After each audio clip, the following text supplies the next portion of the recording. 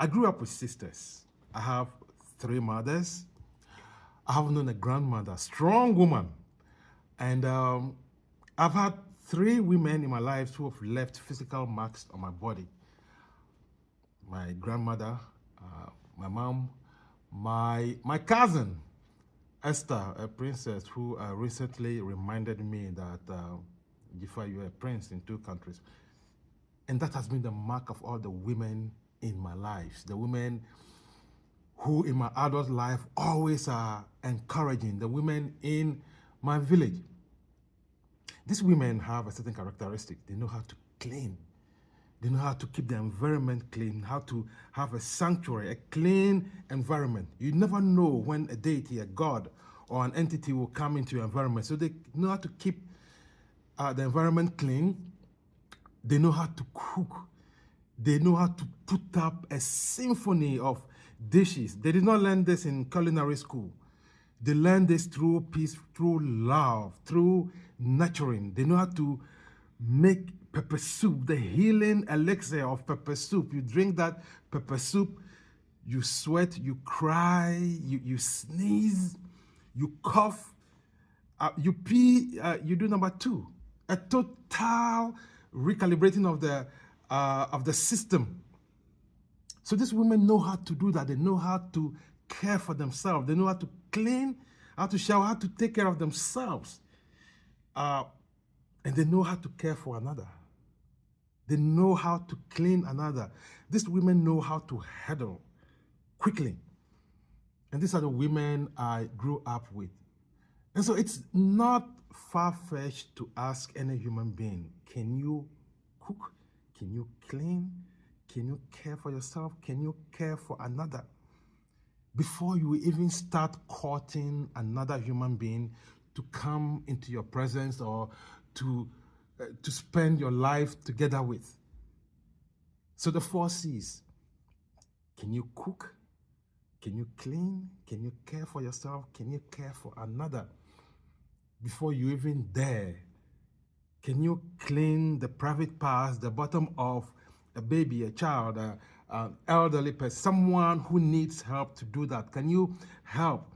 Can you be there and listen to someone who needs listening to? That is a complete person. Then you can go and try to court someone to come into your presence. And some of these women have gone further that I know. They have PhDs, MA, doctors, nurses, they are teachers. They have added value to themselves in the matrix, yes? But basically, these women can survive. They can thrive anywhere. And so that has been the question. Now, the other question is, they talk about women wanting power. When women hold that power, what do you want to use with that power? Knowing that as a woman, you have always been a part of creation. You are the Lisa to the Subo or the Subo to the Lisa in Mau, the overabundance of existence. So in that cosmology, we've always had women who are equal. We've always had women being equal. Co-creators. Is it the vagina to the penis? Is it the egg to the sperm? Is it to the left, to the right? That has been the co-creation in existence. So what would women do with this power? To fight, play, compete, or co-create with men?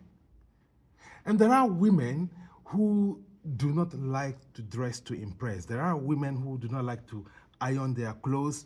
There are women who do not like to accentuate their feminine intelligence, their feminine energy. And that is acceptable. There are women who do not like to do that. But these women do not speak for the women who have been in my life, the women, the strong women who are soft and powerful in their femininity.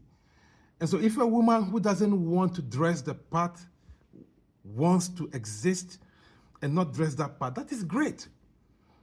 But they shouldn't speak for my sisters, my aunties, my mothers, my grandmother, my friends who are strong and powerful in their femininity.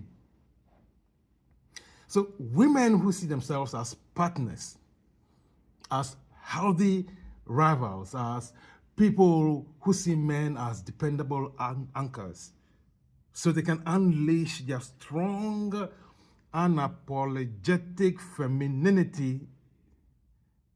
These are the women that I speak to. These are the women that, to me, will co-create and help ascend us, lift us up to a new world.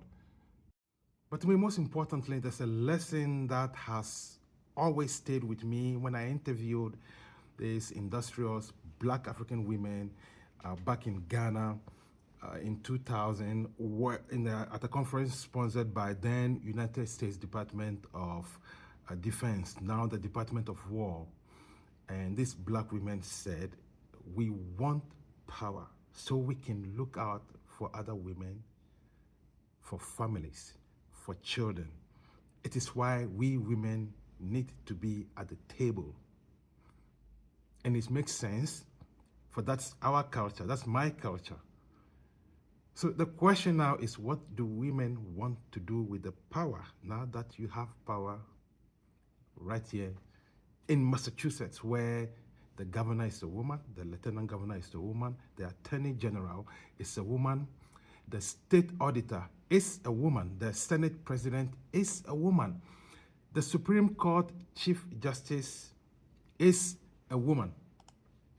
And there is no point in history, in modern history in which we've had this concentration of women in power, who hold such an executive power to effect change.